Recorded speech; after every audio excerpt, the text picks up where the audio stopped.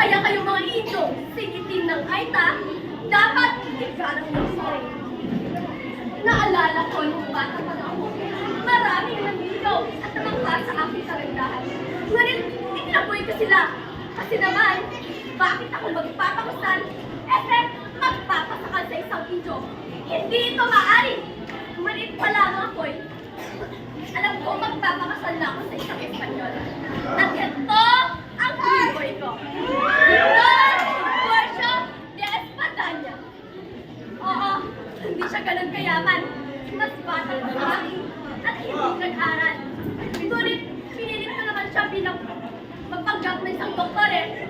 At ngayon, na ako'y asawa na nag-isang doktor, nakabit ko na ang pinamagmimiti alta sa syudad. Hindi na ako maganda! Sosyal pa!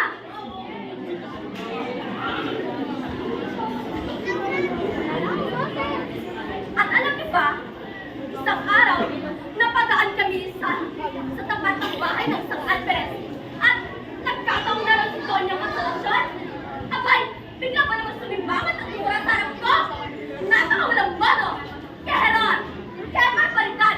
Akala niyo naman kung sino siya para gawin niya sa harap ko? Nasipwit din!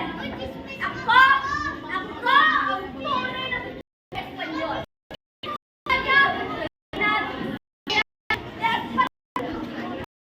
Kaya ngayon,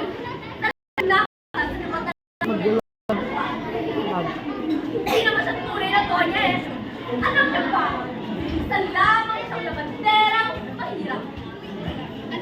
Sobrang saya ko na kaya ko siya ipahiya sa maraming tao.